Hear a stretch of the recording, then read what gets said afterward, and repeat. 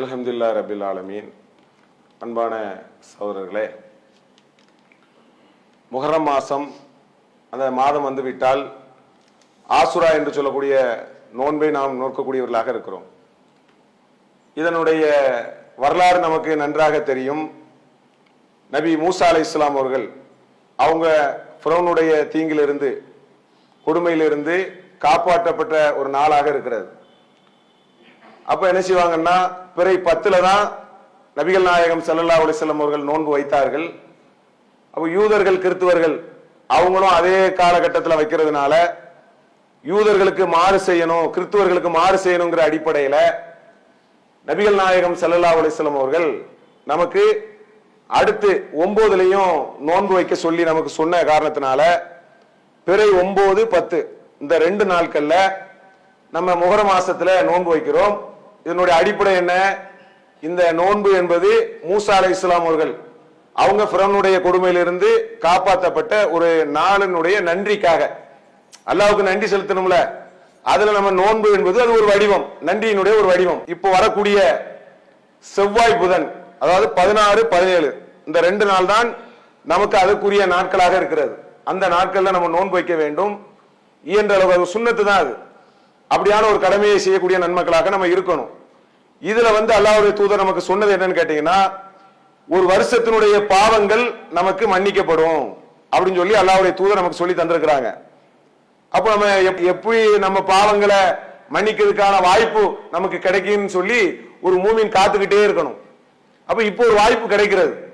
பொதுவாகவே அல்லாஹ் கிட்ட பாவ மன்னிப்பு கேட்டு கெஞ்சி இப்படி கேட்டுட்டு இருக்கக்கூடிய நேரத்தில் நம்முடைய பாவங்கள் மன்னிக்கப்பட்டு கொண்டுதான் இருக்கும். அது ஒரு வகை. ஆனா மார்க்க அடிப்படையில் ஒரு கற்றுத்தரக்கூடிய ஒரு முறை என்ன? நீங்கள் இது போன்ற உபரியான நோன்புகள் வைக்கக்கூடிய நேரத்தில் ஒரு வருஷத்துல செய்யக்கூடிய பாவங்கள் அல்லாஹ் நாடினால் மன்னிக்கக்கூடியவனாக இருக்கிறான். அந்த அடிப்படையில தான் இந்த நோன்பு என்பது வைக்கப்படுகிறது. ஆனா என்ன செய்யறாங்கன்னா, சிலர் ரொம்ப அரிதாக இஸ்லாம் என்று சொல்லக்கூடிய அந்த ஒரு அடையாளத்தை பயன்படுத்தி கொண்டு ரொம்ப சிலர் என்ன செய்யறாங்கன்னா, ஹுசைன் ரலியல்லாஹு அன்ஹு அவர்கள் அவங்க கொல்லப்பட்ட தினம் அப்படின்னு சொல்லிக்கிட்டு மார்புகளை அடிப்பது, கருப்பு சட்டை போடுவது, கத்தியை வைத்து கிழிப்பது, அதே போல இஸ்லாமிய நிகழ்ச்சின்னு சொன்னா இந்த தூர்தர்ஷன் சொல்லக்கூடிய அந்த நிகழ்ச்சிகள்ல கூட என்ன செய்வாங்கன்னா, மார்புல அடிக்கிற மாதிரி எல்லாம் காமிச்சு இஸ்லாமிய நிகழ்ச்சி மாதிரி அதை காட்டுவாங்க. இதுக்கு இஸ்லாத்துக்கு எந்த சம்பந்தமும் கிடையாது. துக்க விஷயத்தை அனுசரிக்கணும், கடைபிடிக்கணும் சொன்னா அதை நம்முடைய உடம்பை அடிக்கிறது, கிழிக்கிறது, ரத்தத்தை வர வைக்கிறது, சட்டையை கிழிக்கிறது, கருப்பு சட்டை போடுறது இதெல்லாம் இருக்குன்னு சொல்லி யார் சொன்னா? அதுக்கு இஸ்லாமிய மார்க்கத்துக்கு என்ன சம்பந்தம்? இஸ்லாமிய மார்க்கத்தில் இப்போ ஒரு துக்கம் என்பது, இப்போ ஒரு ஆள் இறந்து விட்டார், நம்முடைய தகப்பனார் இறந்துட்டாங்கன்னு சொன்னா 3 நாள் துக்கம் அனுசரிச்சு கொள்ளலாம். அந்த துக்கம் என்ன? ஒப்பாரி வைக்கிறதா? நீங்க போயிட்டீங்களே அப்படின்னு ஒப்பாரி வைக்கிறதா? சட்டையை கிழிக்கிறதா? கிடையாது. நபிகள் நாயகம் ஸல்லல்லாஹு அலைஹி வஸல்லம் அவர்கள் சொல்றாங்க, யார் கன்னத்தை அடிக்கிறாரோ, சட்டையை கிழித்துக் கொள்கிறார்களோ அவர்கள் ஜாகிலியா காலத்தில் அந்த அறியாமை கால பழக்கங்களை பின்பற்றுகிறார்கள். ரசூலுல்லாஹ் எச்சரிக்கிறாங்க. அப்ப இது ஒரு சட்டையை கிழிக்கிறது, அடிச்சுக்கிறது, ஒப்பாரி வைக்கிறது. ஒப்பாரி வைக்கிறது என்பது யாருடைய நடைமுறை? ஒரு முஸ்லிமுடைய நடைமுறையாது. அப்ப ஒப்பாரி, இந்த அடிச்சுக்கிறதுங்கிறது ஒப்பாரியினுடைய தன்மை தானே. கருப்பு சட்டை என்பது துக்கத்தின் அடையாளம் யார் சொன்னா? முஸ்லிம்கள் கூட பெண்கள் கருப்பு பர்தா போடுறாங்க. கருப்பு பர்தா போடணுங்கிற அவசியம் இல்லை, அது வேற விஷயம். பர்தா என்பது நம்முடைய உடலை மறைப்பதற்கான ஒரு ஆடை. அது ஒரு கருப்பா போட்டுக்கிறாங்க. அப்ப துக்கத்தினுடைய அடையாளமா அது?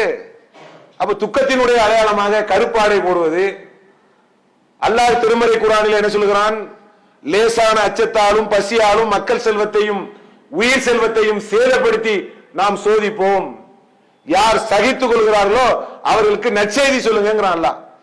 அப்ப ஹுசைன் ரலியல்லாஹு அன்ஹு அவர்கள் இறக்கப்பட்டாங்கன்னு சொன்னா அதுல உங்களுடைய நிலை என்ன? முஸ்லிமுடைய நிலை என்ன? கொல்லப்பட்டிருந்தால், அது நமக்கு பாதிப்பை ஏற்படுத்தி இருந்தால், அது ஒரு வழியை நமக்கு தந்திருந்தால் அல்லாஹ்வுக்காக நம்ம சகிச்சுக்கிறது தானே.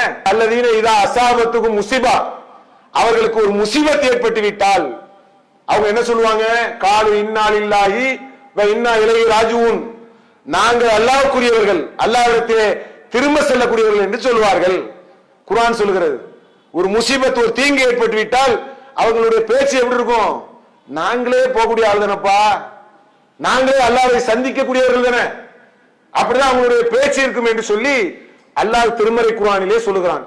அப்ப இதற்கு மாற்றமாக இந்த முஹர்ரம் மாசம் வந்துவிட்டால் தவறான காரியங்களை செய்யக்கூடியவர்களாக இருக்கிறார்கள். அப்ப இதையெல்லாம் நம்ம எதிர் பிரச்சாரங்களின் மூலமாக மக்களிடத்தில் வீரியமாக எடுத்து சொல்லணும். அதற்கான கடமை இருக்கிறது.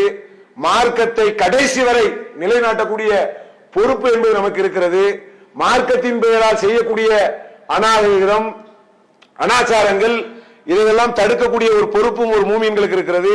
இதெல்லாம் எடுத்து சொல்லக்கூடிய நன்மக்களாக இருக்க வேண்டும் என கூறி என்னுடைய உரையை நிறைவு செய்கிறேன். அல்ஹம்துலில்லாஹி ரப்பில் ஆலமீன். அஸ்ஸலாமு அலைக்கும். இஸ்லாம் மற்றும் சமுதாய செய்திகளை அறிந்து கொள்ள தமிழ்நாடு தௌஹீத் ஜமாஅத் யூடியூப் பக்கத்தை உடனடியாக சப்ஸ்கிரைப் செய்து கொள்ளுங்கள்.